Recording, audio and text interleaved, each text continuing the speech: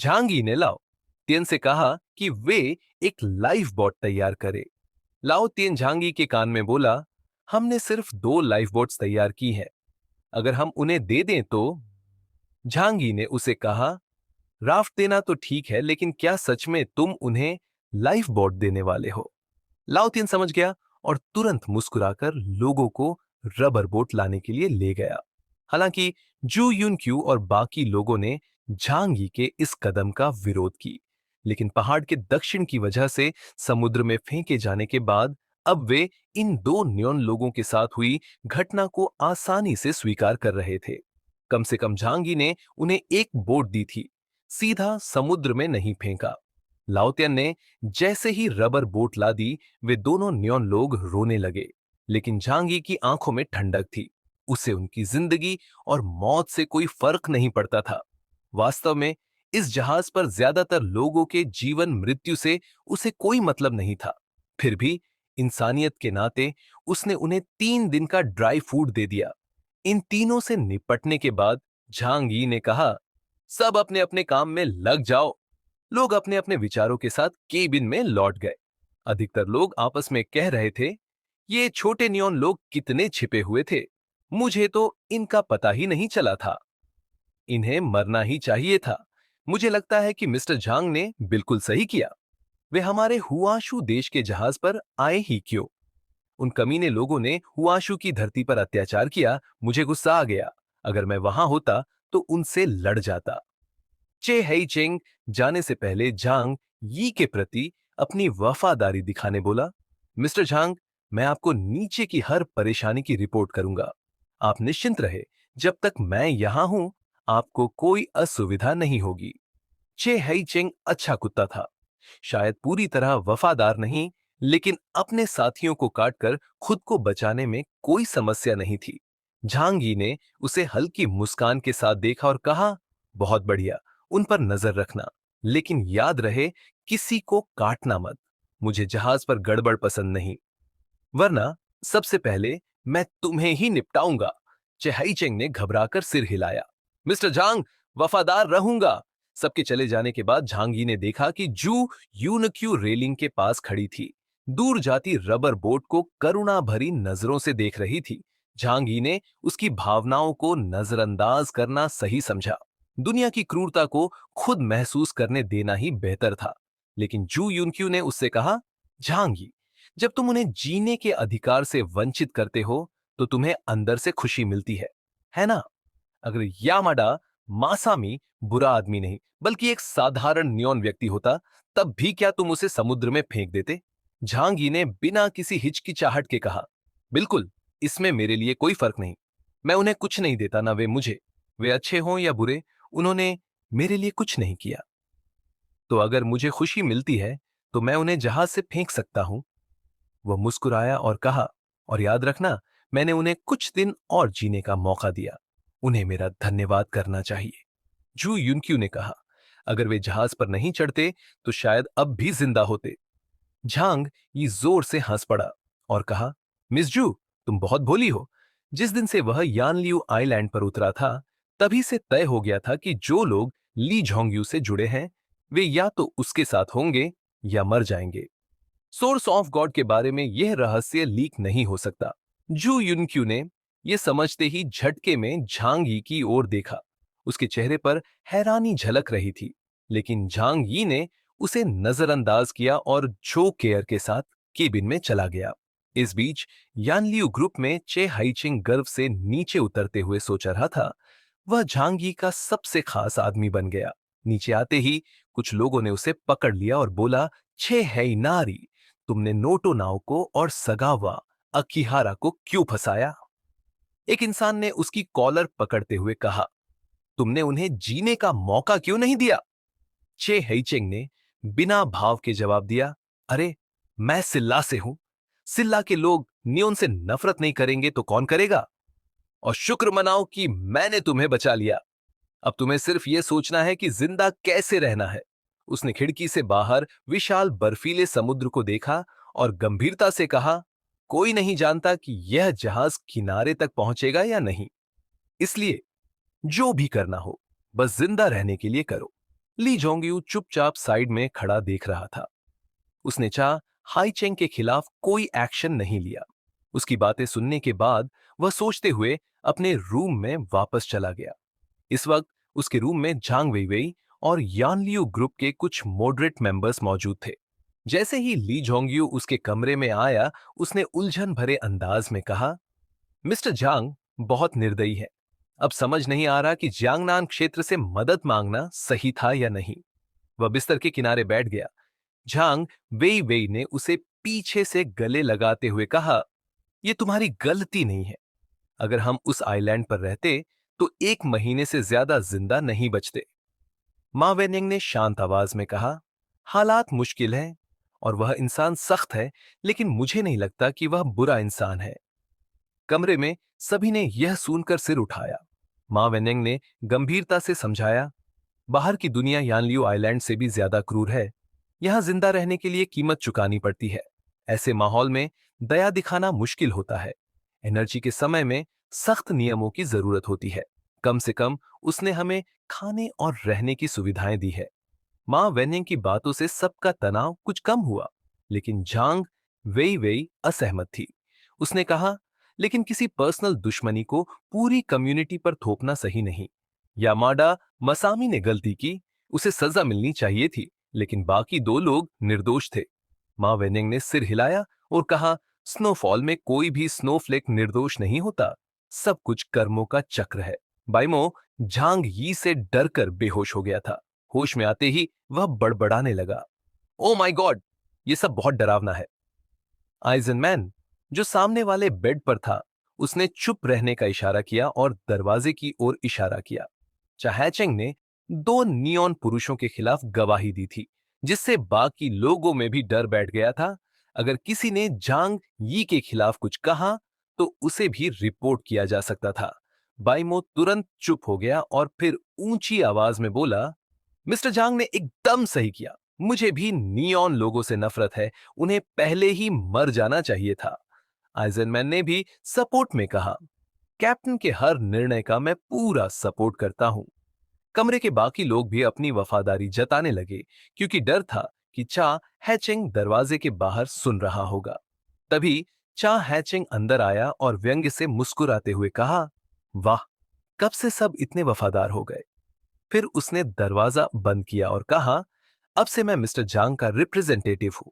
किसी को भी उनके खिलाफ नहीं बोलना चाहिए। ये सुनकर सब डर गए।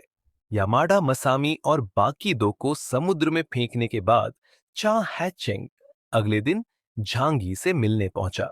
निचली मंजिल से ऊपर आने के लिए क्रू मेंबर्स की इजाजत चाहिए थी, लेकिन चा हैचेंग पहले ही रिपोर्ट कर चुका था, इसलिए उसे अनुमति मिल गई। एक क्रू मेंबर ने झांगी को बताया, वह सिल्ला का आदमी आपसे मिलना चाहता है। शायद चापलूसी कर अपना फायदा उठाना चाहता है। झांगी के चेहरे पर मुस्कान आई। उसने कहा, सिर्फ वही नहीं, कई लोग कल रात से आकर अपने आसपास के लोगों की शिकायत कर रहे हैं। क्रू मेंबर ने पूछा, कैप्टन, ये लोग आपके खिलाफ बातें करते हैं, क्या हमें कुछ करना चाहिए? झांगी ने शांत भाव से कहा, जब मैं पहले काम करता था, तब मेरे सहकर्मी रोज बॉस को गालियां देते थे और नौकरी छोड़ने की धमकी देते थे। लेकिन 5-6 साल बाद भी वे उसी जॉब में थे और बॉस के सामने बेटे जैसे खुश रहते थे। लोगों की आदत होती है पीठ पीछे बुरा बोलने की। दोस्त भी ऐसा करते हैं, तो ये लोग क्यों नहीं? झांग यी ने आगे कहा, मुझे यह माहौल पसंद नहीं। बताओ उन्हें कि अगर कोई जरूरी बात हो तभी मुझसे बात करे। क्रू मेंबर ने सिर हिलाया और पूछा, तो जरूरी बात क्या होगी? झांग यी हंसते हुए बोला, मेरे लिए कोई भी बात जरूरी नहीं। उसके पास ताकत थी, इसलिए बाकी लोग उसके लिए सिर्फ एक मजाक थे। झांग यी ने क्रू मेंबर को इशारा किया कि वह चला जाए। चाहेचिंग, जो अपनी रिपोर्टिंग से कुछ पाने की उम्मीद में था, निराश हो गया। उसे लगा था कि इस तरीके से वह झांग यी का विश्वास जीतकर ताकतवर बन सकता है, लेकिन झांग यी ने इसमें कोई दिलचस्पी नहीं दिखाई। झांग यी ने इस चापलूसी और चुगली के माहौल को खत्म कर दिया, जिससे मां वेनजिंग और ली जोंगयू जैसे कुछ लोग उसकी इज्जत करने लगे। उसके पिछले फैसलों से कोई भी सहमत हो या नहीं, लेकिन इतना तय था कि झांग यी लोगों और सत्ता के खेल में दिलचस्पी नहीं रखता था। अगले दिन डिनर का टाइम था। सुनवांशी ने एक कैप पहन ली ताकि अपना फेस कवर कर सके। कल जो हुआ उसके बाद वो किसी को फेस दिखाने में शर्मिंदा महसूस कर रही थी। कैंटीन पहुंचने के बाद सुनवांशी लाइन में खड़ी हो गई और लाओशे से अपना खाना लेने का इंतजार करने लगी। उसने कहा, स्टैंडर्ड मील चाहिए, 5 सेंट का राइस। जैसे ही सब ने सुनवांशी को देखा, तुरंत हंसने लगे और बोले, छोटी सू, सुना है कि तू कल फिर गुस्से में रो पड़ी थी। सुनवांशी का चेहरा सफेद पड़ गया और उसके फेस पर नसें उभर आईं। उसने कहा, नॉनसेंस! मैं क्यों रोऊंगी? मैं तो खर्राटे ले रही थी। एक और क्रू मेंबर चिल्लाया, झूठ मत बोल, मैंने अपनी आंखों से देखा कि तेरी नाक रोने की वजह से लाल हो गई थी। शेचांगमिंग ने सुनवांशी के मजे लेते हुए देखा, फिर एक स्टैंडर्ड मील निकालकर उसे पकड़ाया। उसने कहा, यह है तेरा आज का खाना। सुनवांशी ने ज्यादा ध्यान नहीं दिया।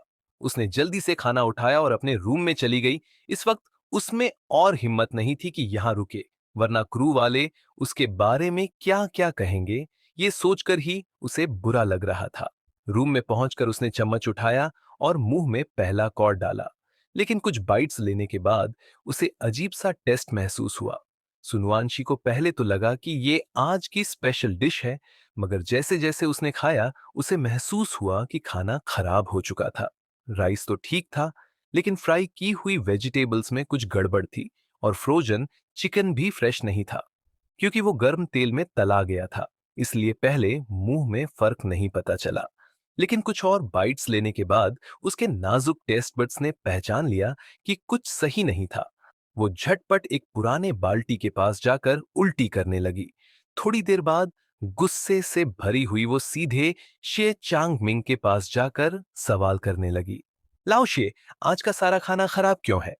शे चांगमिंग और बाकी लोग टेबल पर बैठे खाना खा रहे थे, लेकिन उसने सुनवानशी को देखकर हल्की सी स्माइल दी। किसी को भी उसके आने पर कोई हैरानी नहीं हुई, बल्कि सबके एक्सप्रेशंस देखकर सुनवानशी को और भी अजीब लगा। उसने पूछा, क्या देख रहे हो? मैंने खराब खाना खा लिया? शे चांगमिंग ने अपनी चॉपस्टिक से उसके डिनर प्लेट की तरफ इशारा किया और कहा, भूल गई? कल तूने ही कहा था कि ये खराब वुड किसी को मारने वाला तो नहीं है, तो कैप्टन ने ऑन ऑर्डर दिया है कि अगले हफ्ते तक तुझे यही खाना मिलेगा। उम्मीद है कि मिस सू अपनी बात की पक्की होगी और कोई शिकायत नहीं करेगी। सुनवांशी कुछ सेकंड्स के लिए चुप रह गई, फिर गुस्से में पैर पटकते हुए रो पड़ी। उसने कहा, लेकिन ये तो इंसानों के खाने लायक भी नहीं है, ये तो सुअरों को भी नसीब नहीं होता। इतना बेस्वाद कि मैं खा ही नहीं सकती। लाउटियन ने उसकी बात में गलती निकालते हुए उसने कहा, गलत कह रही हो, हमारे गांव में तो सुअरों को भी अच्छा खाना दिया जाता है। कौन उन्हें खराब खाना खिलाता है? सुनुआंशी ने रोते हुए कहा, तुम लोग क्या मुझे बुली कर रहे हो? सुनुआंशी के आंसू झरझर बहने लगे, मगर किसी को भी उस पर दया नहीं आई, बल्कि सब उसे देखकर हंसने लगे। शेचांगमिंग ने कहा, कल तो तूने खुद ही कहा था कि इससे कुछ नहीं होता। अब कुछ नहीं कर सकते, अगले हफ्ते तक तुझे यही खाना मिलेगा। खुद कहा था ना कि इससे कोई मरता नहीं है। जब सुनुआंशी को एहसास हुआ कि उसे अगले हफ्ते तक ये खाना खाना पड़ेगा, तो उसने मुंह पर हाथ रखा और उबकाई लेने लगी। लेकिन किसी ने भी उसकी परवाह नहीं की। सब लोग इसे बस एक मजेदार ड्रामा की तरह देख रहे थे। आखिर में सुनुआंशी चुपचाप जू युनकुए के पास शिकायत करने भागी। लेकिन इस वक्त जू युनकुए भी परेशान थी। टोमी वहां फिर से रो रहा था, जिससे वो पहले से ही चिड़चिड़ा महसूस कर रही थी। जू युनकुए ने कहा, मैं पागल हूं, क्यों मैंने ये बोझ अपने सिर लिया? तभी सुनुआनशी वहां पहुंची और उसे भी गुस्सा आ गया। जू युनकुए ने कहा, खुद ही चूज किया था ना, अब सह लो, सिर्फ एक हफ्ते की ही तो बात है। सुनुआनशी ने कहा, लेकिन मेरा पेट खराब हो जाएगा। जो युनक्वे ने फिर कहा, कल तो तूने कहा था कि इससे कोई नहीं मरता। सुनुआनशी को बहुत बुरा लगा, लेकिन वो जू युनक्वे से झगड़ा करने की हिम्मत नहीं कर पाई। रूम में वापस आकर वो कोने में बैठ गई और घुटनों को कसकर पकड़ लिया। ऐसा लग रहा था जैसे पूरी दुनिया उससे दूर हो गई हो, लेकिन पेट की भूख साफ महसूस हो रही थी। बहुत सोचने और घंटों झिझकने के बाद उसने झांगी से बात करने का फैसला किया। दरवाजे पर जाकर उसने नॉक किया। झांगी ने कहा, कौन? सुनुवांशी ने जवाब दिया, मैं हूं, सुनुवांशी। मिस्टर झांग, मुझे आपसे कुछ बात करनी है। झांगी ने दरवाजा खोला और उसे देखा। झांगी ने पूछा, क्या चाहिए? सुनुवानक्सी ने कहा, सर, मुझे माफ कर दीजिए। कल मैंने जो किया उसके लिए मुझे सच में अफसोस है। मैंने बहुत सोचा और समझा कि मेरी सोच कितनी गलत थी। मैं खुद से नफरत करने लगी हूं कि मैं इतनी जिद्दी और बेवकूफ कैसे हो सकती हूं। मैं आपकी क्रिटिसिज्म को पूरी तरह एक्सेप्ट करती हूं और आपको साफ साफ बताना चाहती हूं, मुझे सच में अपनी गलती का एहसास हो गया है। वो रोते हुए बोली, तो क्या अब आप मुझे एक्सपायर खाना देना बंद कर सकते हैं? प्लीज। एक बार झांगी ने कहा, अच्छा है कि तुम्हें अपनी गलती का एहसास हुआ। सुनवानक्सी ने उम्मीद से उसकी तरफ देखा और पूछा, तो क्या अब मैं नॉर्मल खाना खा सकती हूं? झांगी मुस्कुराया और सिर हिलाते हुए कहा, नहीं, आंसू मेरे लिए बेकार है। तुम्हें और कुछ दिन वो खाना खाना पड़ेगा ताकि ये गलती हमेशा याद रहे। सुनवानक्सी घबराकर बोली, अगर मुझे कुछ हो गया तो? अगर मेरा स्वास्थ्य खराब हो गया? झांगी ने हंसते हुए कहा, चिंता मत करो, हमारे पास बेस्ट डॉक्टर्स हैं। सुनुआंशी चुप रह गई। सुनुआंशी को उस रात पेट में बहुत तेज दर्द हुआ, लेकिन यह समस्या ज्यादा बड़ी नहीं थी। जो केयर वहां थी, तो यह छोटी मोटी बीमारी किसी को मार नहीं सकती थी।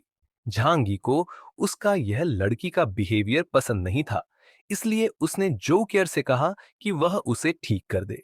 उसने इलाज तो कर दिया, लेकिन पूरी तरह से नहीं। थोड़ा कष्ट सहना तो जरूरी था। जो केयर ने मुस्कुराते हुए कहा, ये तो आसान है। अगर एक डॉक्टर चाहे कि पेशेंट को थोड़ा तकलीफ हो, तो उसके पास 100 तरीके हैं। इसके बाद उसने नॉर्मल छोटी सुई छोड़कर एक बड़ी सुई उठाई, जिसे आमतौर पर सुअरों को इंजेक्शन देने के लिए यूज किया जाता था। तब सुनुआंशी को असली तकलीफ का एहसास हुआ। वह बस किसी तरह जिंदा रहने की कोशिश कर रही थी और झांग यी को कोई और परेशानी नहीं दे सकती थी। कुछ दिनों बाद जल्द ही निचले केबिन में रहने वाले लोगों ने फिर से हंगामा करना शुरू कर दिया। एक रात झांग ये हमेशा की तरह डेक पर टहल रहा था और समुंदर को देख रहा था। उसे किसी खतरे से अलर्ट रहना था। अचानक उसके कानों में तेज शोर गूंजा, जैसे कोई गरीब कंट्री बैंड जोर जोर से म्यूजिक बजा रहा हो। इसके साथ ही बहुत सारे लोगों के चिल्लाने की आवाजें आ रही थी। झांगी ने कहा, क्या हो रहा है? झांगी ने देखा कि यह शोर निचले केबिन से आ रहा था। वहां रहने वाले लोग ज्यादातर प्रवासी और यानलियू आइलैंड से लाए गए चाइनीज थे। जिनफिंग जहाज पर उनकी लाइफ बाकी लोगों से ज्यादा मुश्किल थी, लेकिन झांगी ने उन्हें कभी भूखा प्यासा नहीं रखा। यानलियू आइलैंड की तुलना में उनकी हालत बेहतर थी। अगर जू युनक्वे की रिक्वेस्ट न होती और जांगी को तियनहाई सिटी में पॉपुलेशन बढ़ाने की जरूरत न होती, तो शायद वह इन लोगों को लाता ही नहीं। उसी वक्त लाओत्यान और कुछ क्रू मेंबर्स हाथों में हथियार लिए कंट्रोल रूम से बाहर आए। उन्होंने झांगी को देखा और लाओ त्यान तुरंत उसके पास आकर बोला, कैप्टन, नीचे के लोग हंगामा कर रहे हैं, मैं जाकर देखता हूं। झांगी ने समुंदर की तरफ देखा और सोचा, जहां अंधेरे में कुछ रहस्यमयी और खतरनाक चीजें छुपी हुई लग रही थीं। समुद्री जीवों की आदत के हिसाब से बड़े समुद्री मॉन्स्टर्स ज्यादातर गहरे पानी में रहते हैं और सतह पर जल्दी नहीं आते। इसलिए ऐसे समुद्री राक्षस से सामना होना मुश्किल था। क्योंकि झांगी के पास और कोई काम नहीं था, उसने खुद ही जाकर मामला देखने का फैसला किया। उसने कहा, मैं भी तुम्हारे साथ चलता हूं। वह, लाओ त्यान और बाकी क्रू मेंबर्स निचले केबिन की ओर बढ़े। रहने की जगह 3 लेवल में बंटी थी। नीचे केबिन जाने के लिए बीच वाले केबिन से होकर जाना पड़ता था, जहां यानलियू ग्रुप के लोग रहते थे। निचले केबिन के कई लोग बर्तन, पैन और जो कुछ भी शोर कर सकता था लेकर ऊपर केबिन में आ गए थे। वह सब बोल रहे थे, हमें ठीक से खाना नहीं मिल रहा, खाना दो। ऊपर के लोग इतना खाना खा सकते हैं, लेकिन हमें तो चावल भी नहीं मिल रहा। हमें खाना चाहिए, हमें खाना चाहिए। मिडिल केबिन का दरवाजा आमतौर पर बंद रहता था और इन्हें अंदर आने की इजाजत नहीं थी, लेकिन नीचे वाले कुछ लोगों ने इसे तोड़ दिया था। झांग यी ने गार्ड्स को इशारा किया, अगर ये लोग दंगा करने की कोशिश करें तो शूट कर देना। क्रू मेंबर्स ने कहा, यस सर। एक क्रू मेंबर ने दरवाजा खोला और सामने निचले केबिन के लोग भीड़ की तरह खड़े थे। यान लियू ग्रुप के लोग अपने कमरे में छुप गए थे। झांगी एंड लाओ त्यान को देखकर शोर थोड़ा कम हो गया। झांगी की मौजूदगी और बंदूकें देखकर वे ज्यादा हिम्मत नहीं कर पाए, लेकिन फिर भी आगे खड़े कुछ लोग हिम्मत करके बोले, मिस्टर झांग, हमें भरपेट खाना चाहिए। आपने वादा किया था कि हमें भरपेट खाना मिलेगा। अब सब भूख से मर रहे हैं। पीछे से कुछ और आवाजें आईं, हाँ, ऊपर के लोग मछली और अच्छा खाना खा सकते हैं, लेकिन हमें तो दलिया भी नहीं मिल रहा। ये अन्याय है। हमें जीने के लिए खाना चाहिए। झांग यी ने ठंडी आवाज में बोला, अपनी जुबान बंद करो। उसकी आंखों की खतरनाक चमक देखकर सामने वाले चुप हो गए। लाओ त्यान, क्या चल रहा है? मैंने कहा था कि सबको ठीक से खाना मिले। लाओ त्यान ने अपने एक आदमी को हुक्म दिया, लाओ शे को बुलाओ, उससे पूछो क्या हो रहा है।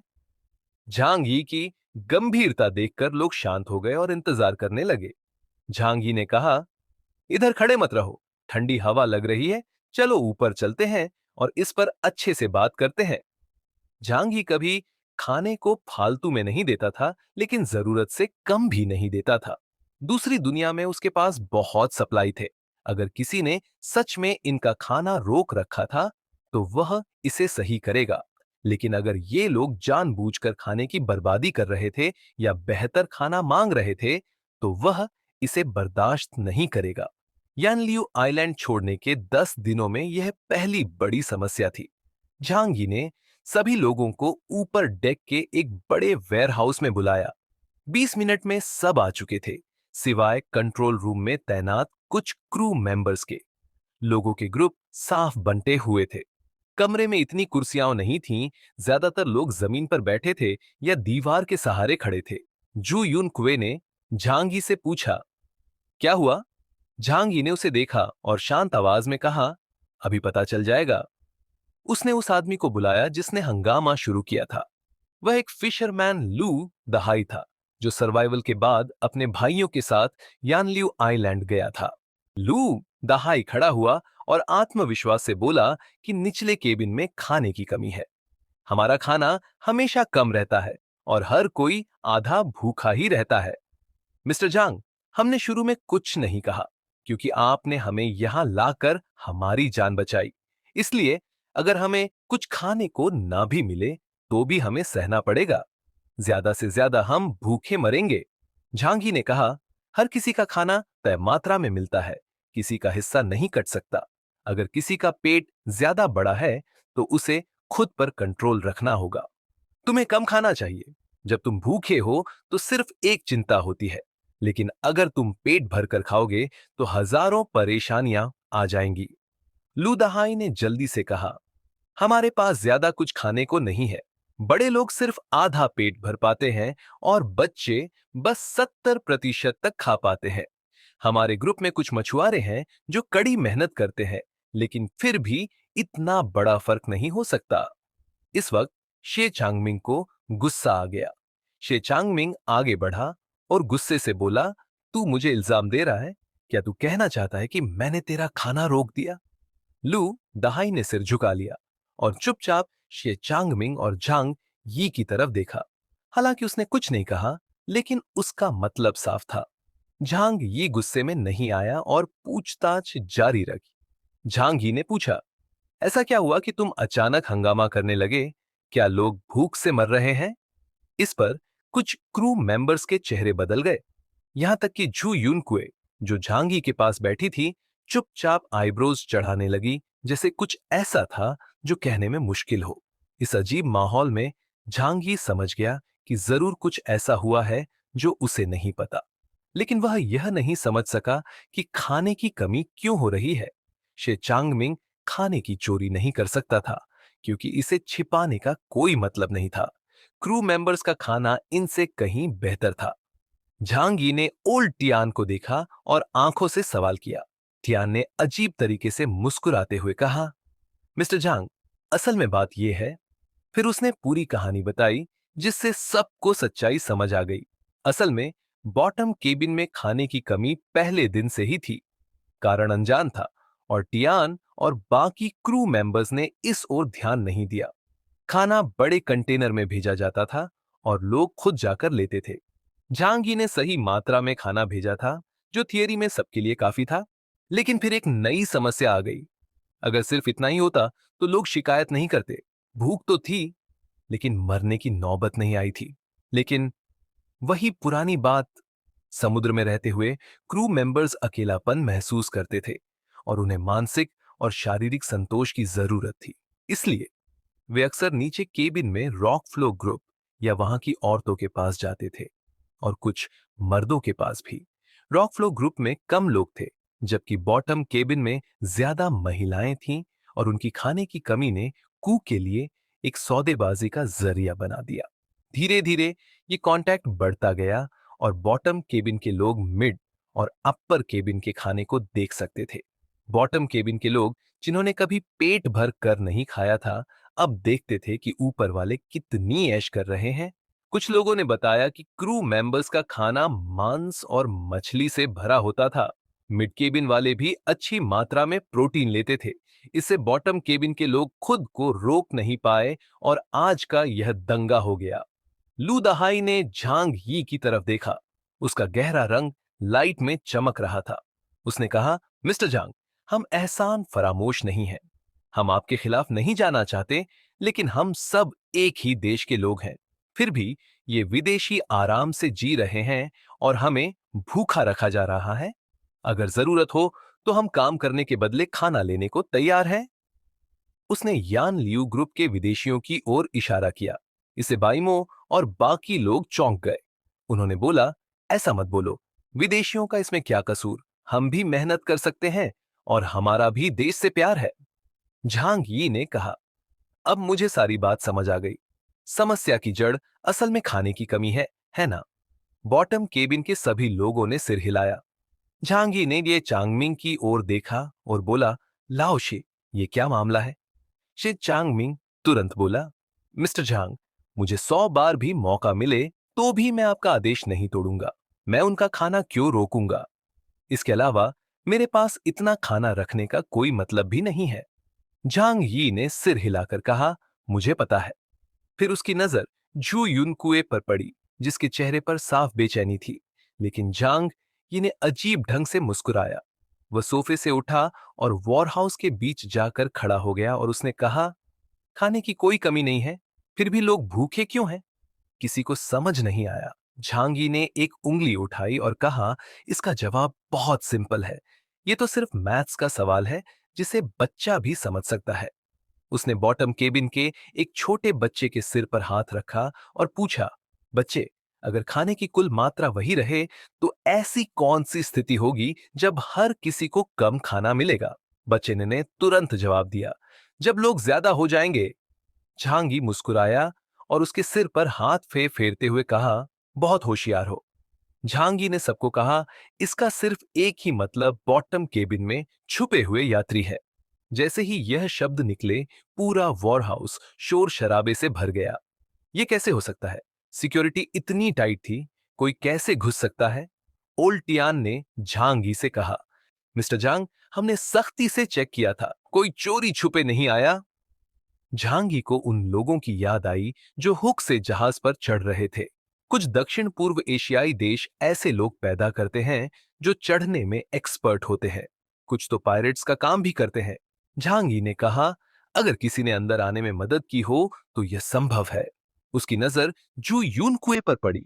उसकी आंखों में छुपी मुस्कान ने जू यूनकुए को ठंडे पसीने से भर दिया।